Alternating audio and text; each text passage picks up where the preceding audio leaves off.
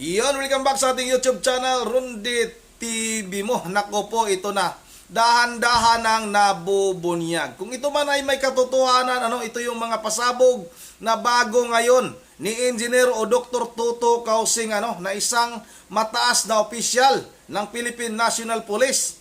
Si General Karamat, diretsuhin na natin kasi sinabi rin naman ni Engineer Tuto Kausing na si General Karamat daw ay may koneksyon o sa buwat ni Morales Goo sa illegal na pugo sa kanyang nasasakupang bayan, itong Bamban Tarlac, mga kababayan.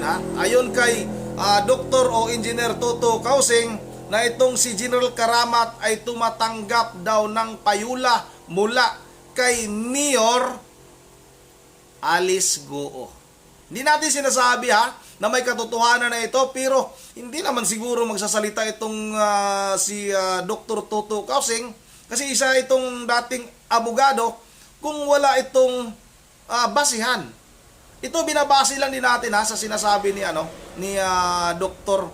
Tuto Kausing na itong si General Karamat ay siya nga yung nagtimbre para makatakas yung ibang mga nagtatrabaho doon sa illegal na pugo, itong mga Chinese national, para hindi daw maabutan at maitakas na yung napakaraming pera, milyon-milyong pera, mga relo, kung ano-ano pa, mga kababayan. Kaya kunti na lang daw yung naabutan doon sa illegal na pugo, kung saan nakatayo nga doon sa bayan ng Bamban, kung saan naman mayor itong si Morales Goo na ngayon ay nagtatago na. Isa pang nakakagulat na ibinunyag ni Dr. Tuto Kausing, ito yung may balak daw itong kampo ni Morales Goo na ipagurgor itong si Senador Risa Hontiveros at itong si Senador Win Gatchalian, na talagang sila yung isa sa mga dahilan kung bakit nabunyag nga itong kawalang hiyaan nitong si Mayor Alice Goo. Yun ang wag na natin itong patagalin. Sabay-sabay na natin itong May nasagap akong balita mula po sa aking A1 source na pinagmulan ng impormasyon na malapit kay Alice Goo na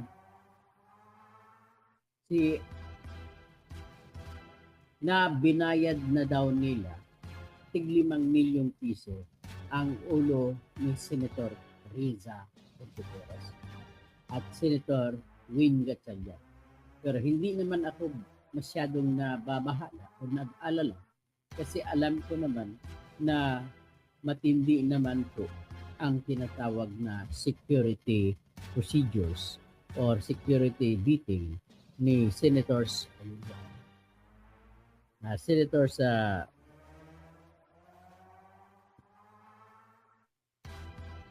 sa Risa Hontiveros at saka si Win Gatchalian. Ano ba ito nangyari sa akin? So anyway, yan lamang po ay binabanggit ko lamang kasi baka hindi alam nila ni Senators Win Gatchalian at saka Senator Risa Hontiveros. Kaya kung sino lang nakakaalam, nakarinig dito, please relate to them na doble ang ingat. Hindi po dapat baliwalain po ang pagkatao ni Alice Goo. Malaanghel ang mukha, pero sobra pa sa demonyo ang kanyang dibdib sa sobrang sama.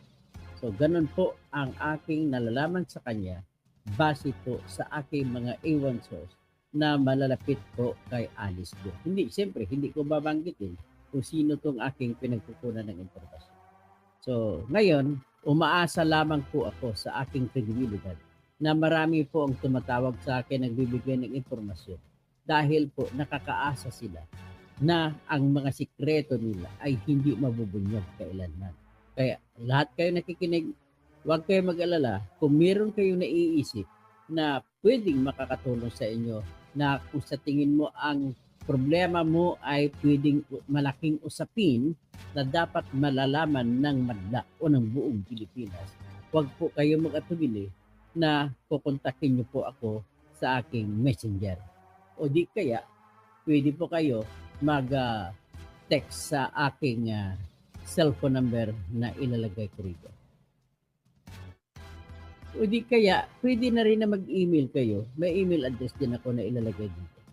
totokausing@yahoo.com. At nais ko lang banggitin sa inyo na sa ngayon ay marami na po naka-line up, no, na mga tutulungan natin. Mahigit na po 12. Siguro, hindi naman sa pagmamayabang, sobrang tiwala nila sa akin na sila'y nagtitingin sa akin, tinitingala nila ko na isang mala Superman na makakatulong sa kanilang mga problema. Ang isang tumawag sa akin ay yung mga taga Marinduque. Ang problema nila, inagawan din sila ng lupa. Kagaya nung nangyari sa Pugo, sa Purak, na inagaw ang lupa ng mga magsasaka para patayuan ng Pugo. So yan po ang nangyari din sa Purak. Ngayon, ang pag-usapan natin sa ngayon ay itong binigay sa akin na impormasyon ng malapit sa Pugo sa Bamban Tarlac na umaga pa lang, mga bandang 9:00 ng umaga kung hindi ako nagkakamali. May tumawag sa Natagakrami doon sa opisina ng Pugo diyan sa Bamban Tarlac. Ang opisina po na yan ay diyan po may mga tao ang mga Pugo ni Alice Go. May mga tao sila diyan na nagbabantay. Ngayon, narinig ng aking source na may tumawag na hinahanap ang boss ng Bamban Pugo. At nang hinanap at ibinigay sa boss at sinabihan sa boss at narinig niya yung sinabi na ano na kayo, sumibat na kayo. Kasi mamaya po mga bago mag 12:00 ay lulusob na po ang grupo ng CIDG or Criminal Investigation and Detection Group. Ang tanong ko, bakit naman na nagbibigay? Ang sagot ko, sigurado ko yung nagbibigay niyan ay very much concerned sa Pugo sa Bamban na gustong-gusto niya hindi mahuhuli ang mga tao dyan. Ngayon, ang masasabi ko lang dyan ay ito po. Wala na kong ibang nakita na dahilan kung sino. Si General Karamat na siyang hepe ng CIDG. Totoo ba yan, General? Sagutin mo ko, General, kung totoo yan. Bakit? Bakit ko nasabi na si General? Si General ang aking tinutukoy. Isa ang dahilan. Sapagkat yung hepe ng unit ng CIDG na nag-operate sa Bamban Pugo na si Colonel Buyakaw ay tinanggal at itinapon sa CIDG unit sa Mindanao. Bakit mo tinapon yan? General Karamat? Ipaliwanag mo yan.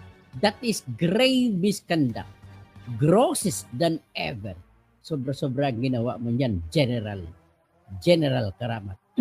Sa tingin ko, ikaw, bibigyan kita ng pagkakataon, bibigyan mo ako ng mensahe kung ano ang iyong paliwanag dito.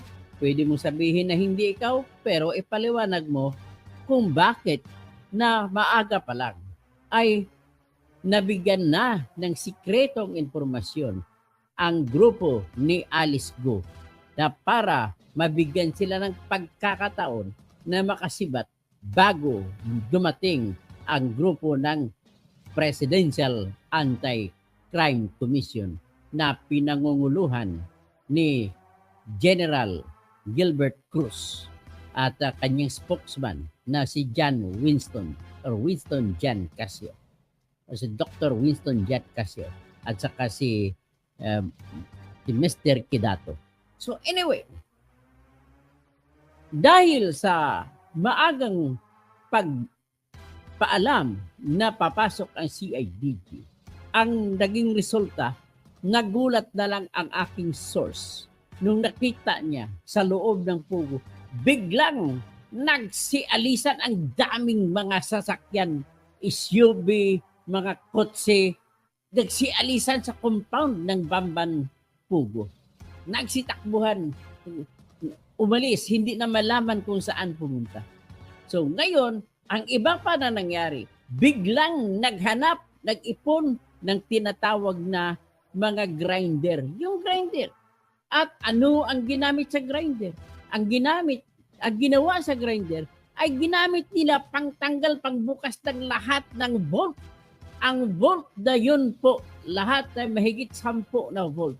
Ang bolt dyan ay siguro kasing laki ng sabi ng aking source, mga 1.5 dupa.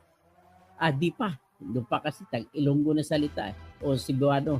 Isa't kalahating dipa pataas at isang dipa pahaba at isang dipa o mahigit din ang kapal. So, sa loob ng malaking bolt na yan, ay naroon din ang maliliit na bolt. Sa loob ng maliliit na bolt, nakalagay po ang maraming dolyares, US dollars, maraming mga 500 pesos, maraming mga 1,000 pesos, punong-puno po yung bolt na yun.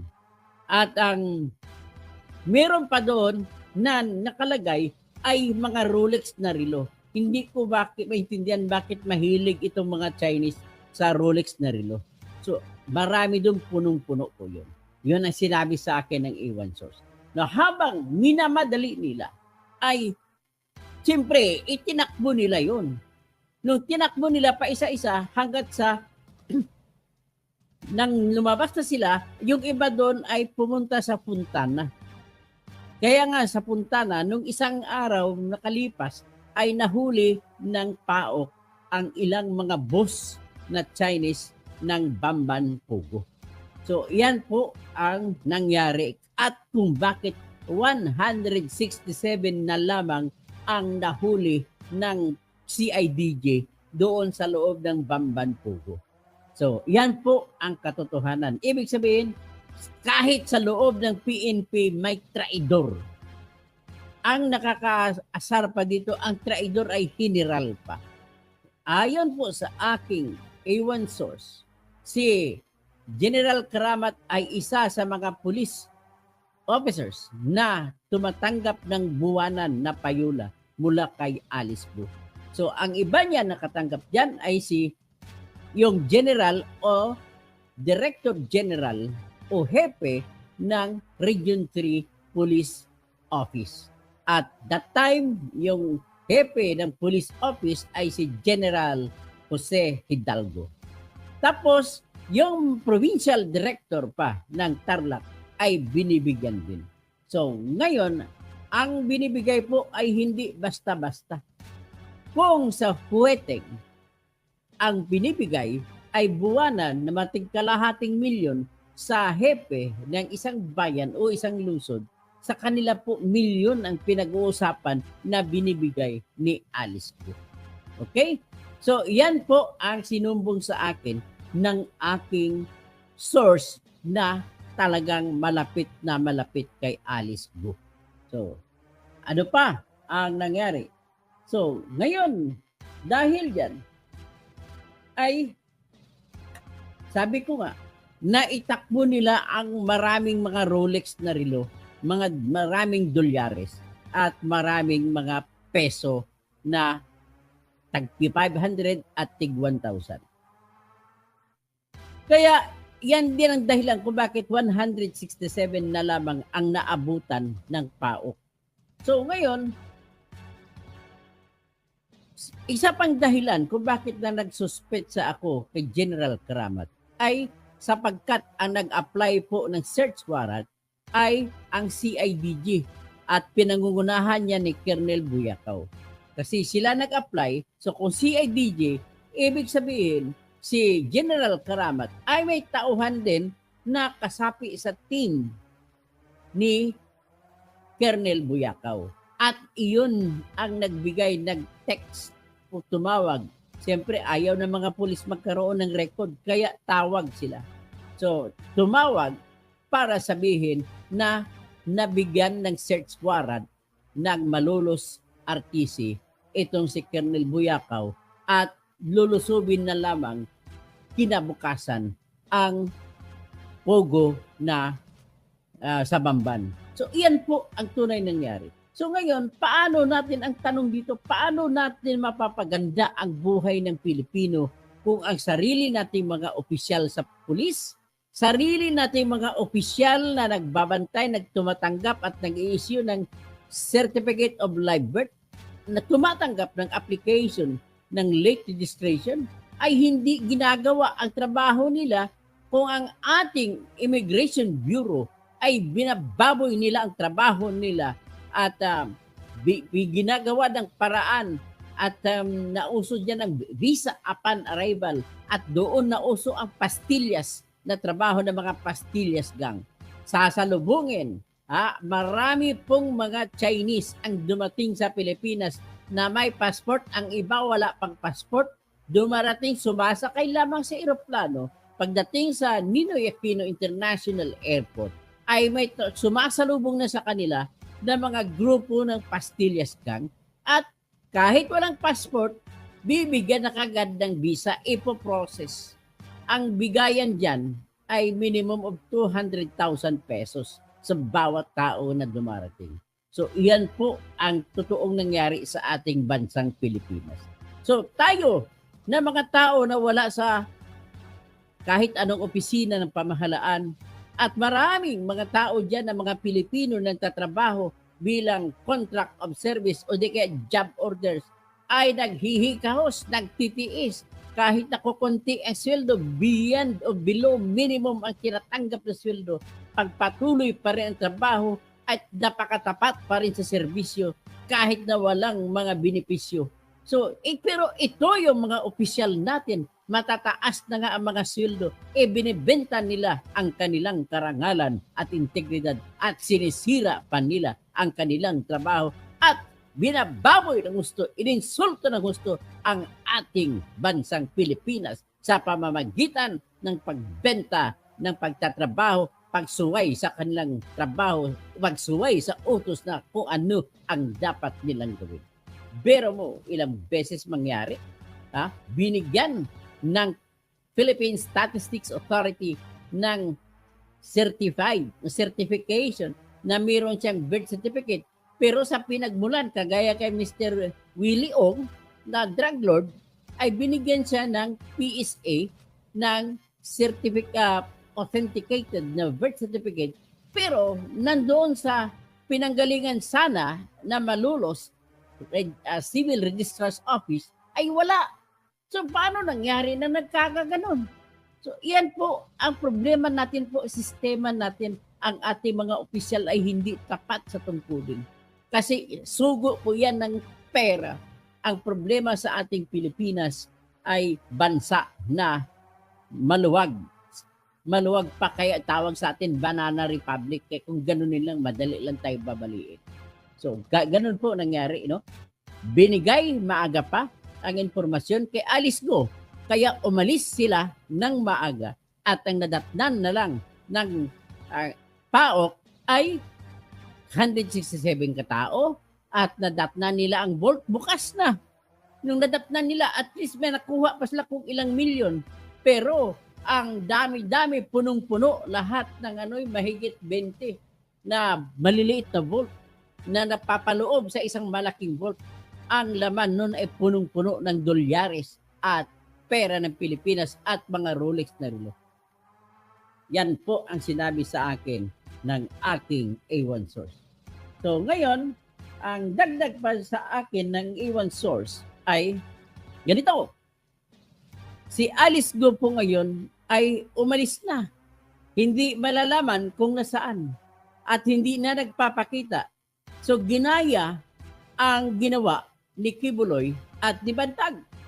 So ganoon kasi ang ating bansa ay isang bansa na madaling dayain ang lahat para makumita lamang itong mga sindikato. Yun ang ito nga rin yung inamin naman ni Attorney Stephen David na hindi na daw nakatira ngayon sa Bamban Tarlac itong si Mayor Alice Go. Hindi nga rin daw niya alam kung saan daw ito nagtatago sa ngayon. Paano yan?